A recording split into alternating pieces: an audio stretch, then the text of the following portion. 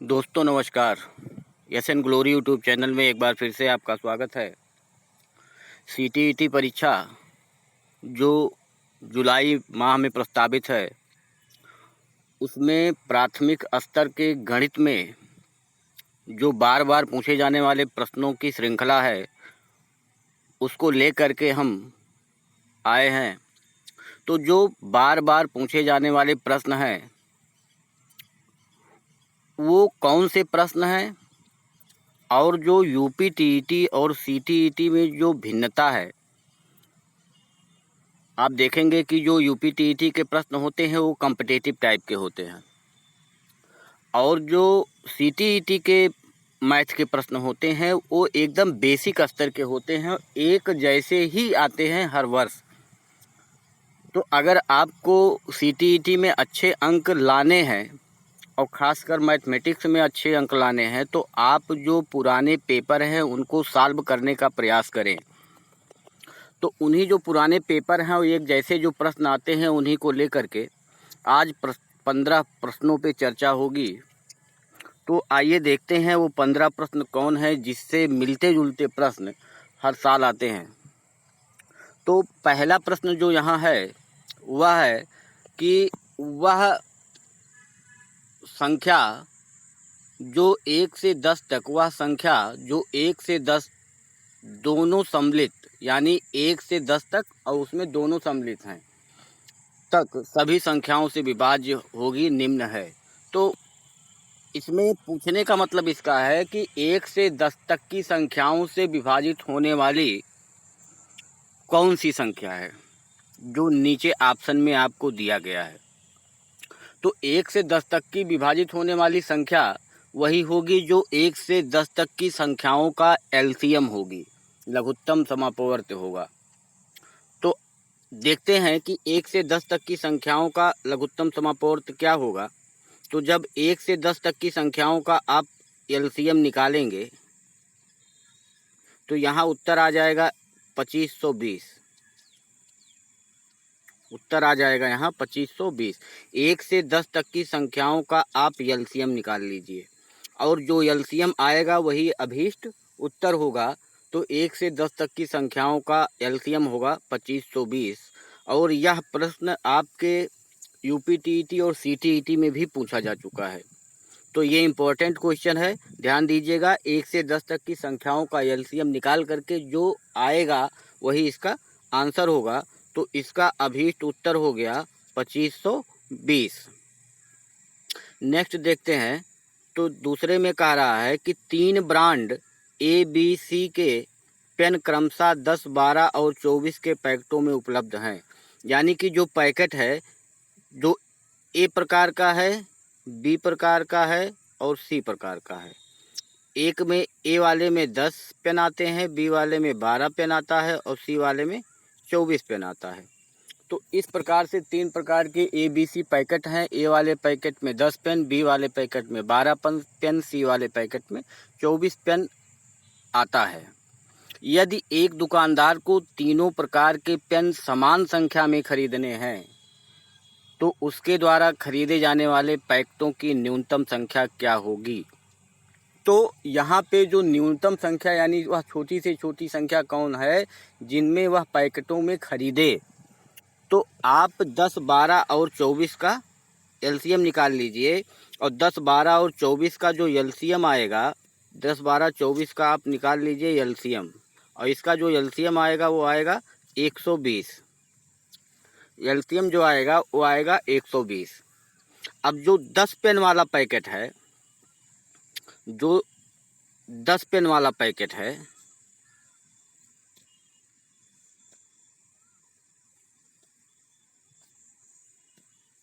जो 10 पेन वाला पैकेट है, जब 120 खरीदना है, 10 पेन वाला खरीदना है, तो इसका मतलब ये खरीदना होगा 12। और जिसमें 12 पेन है, जब उसको 120 हम खरीदेंगे तो इसको खरीदना होगा 10 पैकेट। और जब हम 24 वाला खरीदेंगे और इसमें 120 हमको खरीदना होगा तो 24 पच्चे 120, ये 5। तो यानी कि 12 पैकेट, 10 पैकेट और 5 पैकेट जहां मिल जाएगा वही उत्तर हो जाएगा। तो आप देख रहे हैं कि ये जो चौथा ऑप्शन है A12, B10 और C5, यही इसका अभी उत्तर हो जाएगा। यानी कि तीनों का एलसीएम निकाल करके उतना ही पेन 120 पेन हमको हर प्रकार के 120 पेन खरीदने हैं। अब जिसमें 10 पेन है उसको 12 पैकेट खरीदना होगा, जिसमें 12 पेन है उसको 10 पैकेट खरीदना होगा, जिसमें 24 पेन है उसमें 5 पैकेट खरीदना होगा। इस प्रकार से 10 गुणे 12 120 हो जाएगा, 12 गुणे 10 120 हो जाएगा और 24 गुणे 5 120, यानी 120 की संख्या में सभी पेन हमको खरीदने हैं। तो पैकेट हो जाएंगे 12, 10 और 5। अगला क्वेश्चन है, एक वर्ग की भुजा 4 सेंटीमीटर है। एक वर्ग है, इस टाइप से एक वर्ग है, इसकी जो भुजा है वो 4 सेंटीमीटर है। 4 सेंटीमीटर इसकी भुजा है। अब कह रहा है कि इसे काट कर 4 बराबर भागों में विभाजित कर लिया। तो 4 बराबर भागों में जब हम विभाजित करेंगे इसको, 4 बराबर भागों में इसको विभाजित कर लीजिए। इस प्रकार से 4 भागों में विभाजित हो गया। तो आप देखेंगे प्रत्येक छोटे वर्ग का क्षेत्रफल क्या होगा पूछा है। तो प्रत्येक छोटे वर्ग का क्षेत्रफल, अब एक वर्ग का ही केवल क्षेत्रफल हमको बताना है। तो जब ये यहाँ से यहाँ तक 4 था और ये आधा हो गया, तो इसका मतलब कि जो बचा वो 2 हो गया, यहाँ से आधा ये 2 हो गया। अब यहाँ से भी ये आधा हो गया तो ये भी 2 हो गया, ये भी 2 हो गया, ये भी 2 हो गया। यानी कि जो छोटा वर्ग एक बना उसकी जो लंबाई और चौड़ाई हो वो 2 सेंटीमीटर हो गई, यानी उसकी भुजा हो गया 2 सेंटीमीटर। तो छोटे वर्ग का क्षेत्रफल पूछ रहा है तो भुजा का स्क्वायर करेंगे आप, इसी 2 का स्क्वायर कर दीजिए और ये आ जाएगा 4 सेंटीमीटर स्क्वायर, यानी इसका उत्तर सही हो जाएगा 1 नंबर। आगे देखते हैं, पूछ रहा है निम्नलिखित में से कौन सा कथन सही नहीं है। पहला दिया हुआ है सभी अभाज्य संख्याएं विषम संख्याएं होती हैं। सभी अभाज्य संख्याएं विषम संख्याएं होती हैं, ये आपका है गलत। यही गलत है क्योंकि सभी अभाज्य संख्याएं, आप देखेंगे कि 2 अभाज्य संख्या है लेकिन विषम नहीं है, तो इसका मतलब पहला ही ऑप्शन इसमें क्या है, ये सही नहीं है। तो यही उत्तर हो जाएगा, पहला वाला ही इसका अभीष्ट उत्तर हो जाएगा कि सभी अभाज्य संख्याएं विषम संख्याएं होती हैं। ये नहीं होती हैं क्योंकि 2 जो है वो भी अभाज्य संख्या है लेकिन वह सम संख्या है। अगला देखते हैं, कह रहा है कि निम्न में से गणित में उपलब्धि कम होने का कारण क्या हो सकता है। पहला ऑप्शन है लिंग, ये गलत है। दूसरा ऑप्शन है सामाजिक सांस्कृतिक पृष्ठभूमि, ये हो सकता है। गणित का स्वरूप सबके लिए ही वैसा है और व्यक्ति की स्वाभाविक क्षमता सबके अंदर होती है, उसको निकालने की ज़रूरत है। तो यहाँ पे देख रहे हैं कि निम्नलिखित में से गणित में उपलब्धि कम होने का कारण क्या हो सकता है। तो लिंग तो नहीं होगा, लिंग से बुद्धि पर कोई प्रभाव नहीं पड़ता है, उपलब्धि पर कोई प्रभाव नहीं पड़ता है। फिर उसके बाद देखेंगे सामाजिक सांस्कृतिक पृष्ठभूमि हो सकता है, उसका जो परिवेश हो वो इस प्रकार का हो कि उसमें उसकी उपलब्धि कम हो। गणित का स्वरूप सबके लिए एक ही प्रकार का होता है, केवल उसको समझने की ज़रूरत होती है। क्षमता सबके अंदर होती है लेकिन उसको निकालने की ज़रूरत होती है। तो इस प्रकार से इसका जो अभीष्ट उत्तर होगा वह होगा सामाजिक सांस्कृतिक पृष्ठभूमि। अगला क्वेश्चन देखते हैं, कह रहा है सूत्र का प्रयोग बिना अध्यापक निम्नलिखित में से किन साधनों शिक्षण अधिगम सामग्री का प्रयोग यह दर्शाने के लिए कर सकता है कि विभिन्न आयामों वाले 2 आयतों का क्षेत्रफल समान हो सकता है। तो आप देखेंगे कि 2 आयाम यानी कि जिसकी लंबाई चौड़ाई अलग अलग हो लेकिन उसका क्षेत्रफल बराबर हो, लेकिन उसका क्षेत्रफल जो हो वो बराबर आवे, तो इसी को समझाने के लिए बच्चों के लिए वह कौन से शिक्षण साधन का प्रयोग कर सकता है। तो जैसे मान लीजिए हमने एक लिया कि एक ये आयत है, इसकी जो लंबाई है वो 22 सेंटीमीटर है और जो चौड़ाई है वो 30 सेंटीमीटर है। और एक दूसरा आयत है इस प्रकार से, जिसका जो लंबाई है वो 33 सेंटीमीटर है लेकिन जो चौड़ाई है वो 2 सेंटीमीटर है। आप देखेंगे जो पहला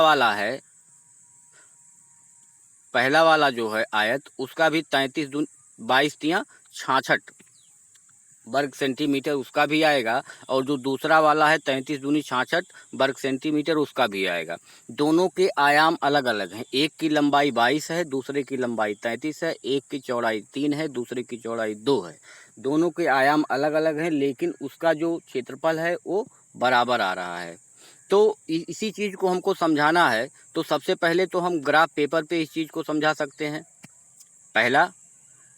और दूसरा, इसको हम एक टाइल के माध्यम से भी, इस आकार के टाइल के माध्यम से भी बच्चों को हम समझा सकते हैं।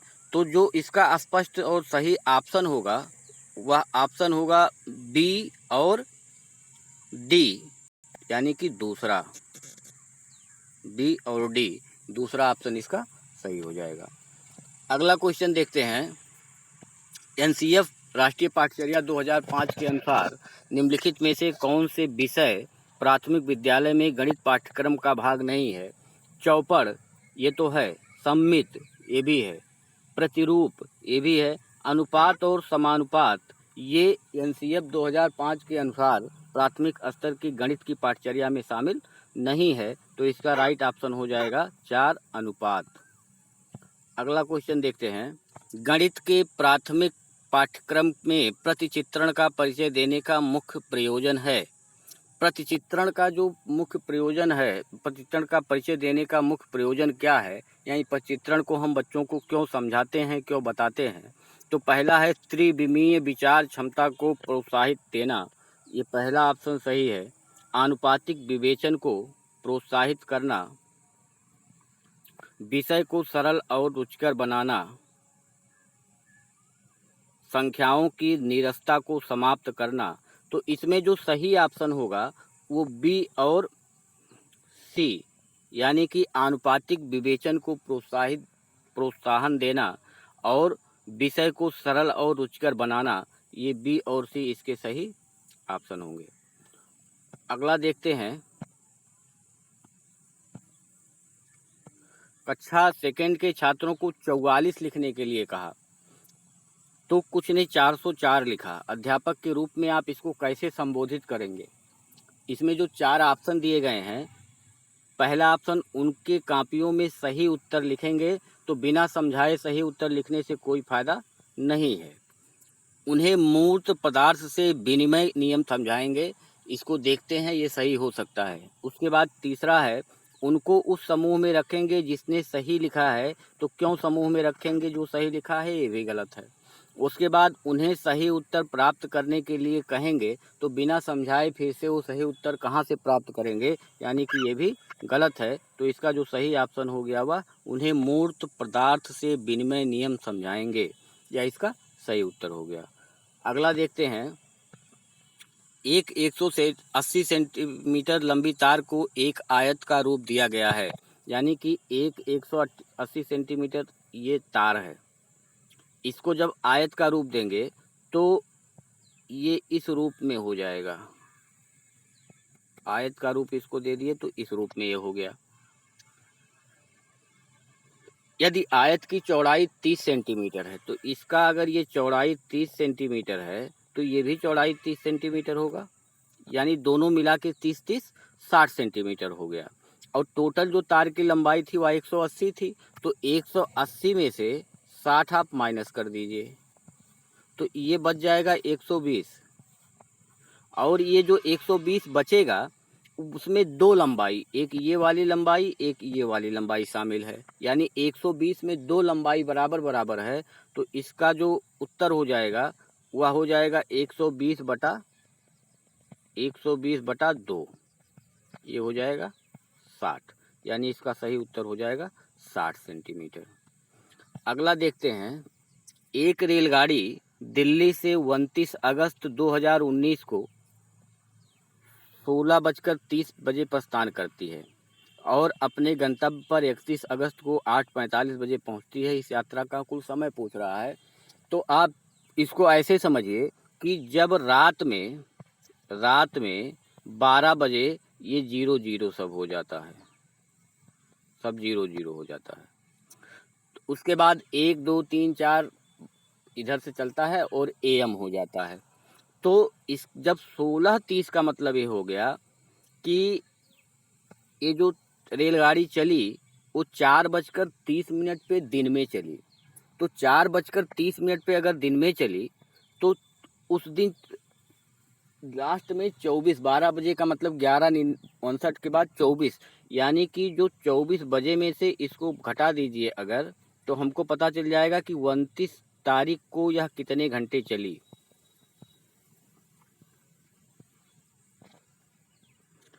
तो जब इसको हम घटाएंगे तो ये इस प्रकार से घटता है कि इसको हम कर लेंगे 23 और यहाँ से एक यहाँ हम हासिल दे देंगे। यानी जब हमको 24 में से घटाना होगा तो हमेशा हम 23:60 घटाएंगे। 23:60 में से 16:30 जब हम घटाएंगे तो ये हो जाएगा 30 यहाँ बचा, 13 में से 6 गया 7, यानी कि 7.5 घंटा वह 29 तारीख को चला है। तो 7.5 घंटा तो वह 29 तारीख को चला। बाद 30 तारीख को पूरा वह 24 घंटा चला। उसके बाद 31 तारीख को 8:45 बजे पहुंच गया। तो 8:45 का मतलब सुबह 8:45, तो 8:45 घंटा ये हो गया। इसी को जब हम जोड़ेंगे तो ये 5 हो गया और 4 3 7 हो गया। 24 36 1 31 8 39 घंटा 75 मिनट। और 75 मिनट को भी जब हम बदलेंगे घंटे में तो 1 घंटा 15 मिनट आ जाएगा। यानी टोटल जो उत्तर आ जाएगा 39 में 1 जोड़ेंगे 40, 40 घंटा 15 मिनट, हमारा उत्तर डी सही हो जाएगा। तो इस प्रकार से इसका उत्तर 40 घंटा 15 मिनट हो गया। उसके बाद देखते हैं अगला क्वेश्चन। एक बाग के वृक्षों में नीम के वृक्षों की संख्या एक नीम के वृक्षों की संख्या एक नीम के वृक्षों की संख्या 1/6 भाग है। आधे वृक्ष अशोक के हैं और शेष यूकेलिप्टस के हैं। नीम के वृक्षों की संख्या 5 है, तो बाग में यूकेलिप्टस के कितने वृक्ष हैं? देखिए, सबसे पहले कह रहा है कि एक बाग में वृक्षों में नीम के वृक्षों की संख्या 1/6 भाग है। यानी कि नीम जो है वह 1/6 है। अगर 6 कुल वृक्ष हैं तो उसमें से एक नीम है। आधे वृक्ष अशोक के हैं। अशोक का कंडीशन क्या है कि अशोक 1/2 है। यानी 2 वृक्ष अगर है तो उसमें से एक वृक्ष अशोक का है।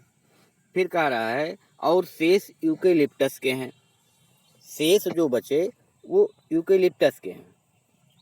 तो अगर मान लीजिए कि दोनों का हम एलसीएम लेते हैं 1/6 1/2, यानी कि 6 और 2 का एलसीएम लेते हैं तो टोटल 12 वृक्ष हो गया। 12 का 1/6 12 का 1/6 12 का 1/6 तो ये हो जाएगा 6 दूनी 12, 2 हो जाएगा। उसके बाद 12 का 1/2 आधा 6 हो जाएगा। यानी कि 12 का 1/6 का मतलब 2 वृक्ष जो है वो नीम के हो गए। 2 वृक्ष जो है वो नीम के हो गए और 6 वृक्ष जो है वो अशोक के हो गए। तो 12 में से 8 तो निकल गया। बाकी जो वृक्ष बचे हुए हैं वही यूकेलिप्टस के हैं। तो इसका मतलब ये हो गया कि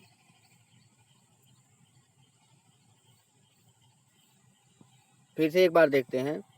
कह रहा है कि एक बाग में वृक्षों में नीम के वृक्षों की संख्या 1/6 भाग है। तो 1/6 भाग तो नीम हो गया। और फिर कह रहा है आधे वृक्ष अशोक के हैं, 1/2 अशोक के हैं और शेष यूकेलिप्टस के हैं। यदि नीम के वृक्षों की संख्या 5 है तो अगर हमने कहा कि टोटल अगर 12 वृक्ष हों तो 12 वृक्ष में ये हो जाएगा और 12 का गुणा यहाँ करेंगे तो 6 दूनी 12, 2 वृक्ष तो ये निकल जाएंगे नीम के, 2 छक 12, 6 वृक्ष हो जाएगा अशोक का। और जो टोटल आएगा तो 6 2 8 यानी 4 वृक्ष ये जो बचता है यही यूकेलिप्टस का होता है। लेकिन क्वेश्चन में कह रहा है यदि नीम के वृक्षों की 5 हो तो जब 2 पेड़ नीम का होता है तो यूकेलिप्टस 4 होता है। तो यदि 5 नीम का होगा तो यूकेलिप्टस कितना होगा ये निकाल लीजिए। तो ये हो गया 5 × 4 बटा 2, 2 से काटेंगे 2 दूनी 4 और 5 दूनी 10, यानी कि संख्या आ जाएगा यहाँ पे 10। ये करेक्ट ऑप्शन होगा। अगला क्वेश्चन है कि 17.5 × 3 ऋण 21 भागा 7 ऋण 3 × 12.5 का मान ज्ञात कीजिए। सबसे पहले बार्डमास के नियम से हम 21 में 7 का भाग देंगे तो यहाँ आ जाएगा 3। उसके बाद 17.5 में 3 का गुणा करेंगे तो 17 तियाँ 51 और 5 तियाँ 15, यानी ये हो जाएगा 52 3 × 5 = 15, 3 × 7 = 21, 1 22 और 3 × 9 3 2 5, 52.5 ऋण। और 12.5 में 3 का गुणा करेंगे तो 3 × 5 = 15, 3 दूनी 6 1 7 और 3 × 9 3, ये हो जाएगा 37.5। 52.5 ऋण 37 में 3 जोड़ेंगे तो 37 और 3 40.5, यानी कि 52 में से जब 40 हम घटाएंगे 52.5 में से 40.5 तो उत्तर आ जाएगा 12 और यही हमारा अभीष्ट उत्तर 2 हो जाएगा, यानी इसका जो सही उत्तर हो जाएगा वो 12। अगला क्वेश्चन है कि आयशा के पास केवल 5 और 10 रुपये के सिक्के हैं। यदि उसके पास कुल सिक्कों की संख्या 25 है और 160 रुपया कुल टोटल उसके पास है, तो उसके पास 5 रुपये और 10 रुपये के सिक्कों की संख्या। इसको आप अल्टरनेट जो है विकल्प के माध्यम से अगर सॉल्व करेंगे बड़ी आसानी से सॉल्व कर पाएंगे। जैसे हम पहला विकल्प देखते हैं कि अगर 18 रुपये के 5 सिक्के हैं तो 18 × 5 = 90 रुपया हो जा रहा है, और 7 सिक्के अगर 10 रुपये के हैं तो 70 रुपया हो जा रहा है। 9 7 16 160 रुपये हो जा रहा है, और 18 7 25 सिक्के भी हो जा रहे हैं, यानी पहला ऑप्शन इसका सही है।